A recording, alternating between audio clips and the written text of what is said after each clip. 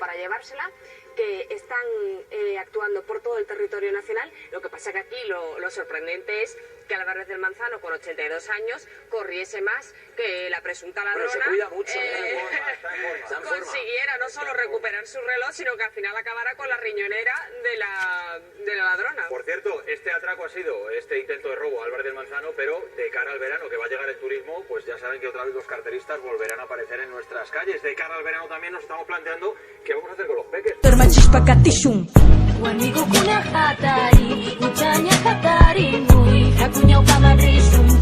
Hakuyari, hakuyari, warmigo kuna hatari, uchanya hatari, mui, hakunya paman risunchi. Utsayari, warmigo kuna hatari, uchanya hatari, mui, hakunya paman risunchi.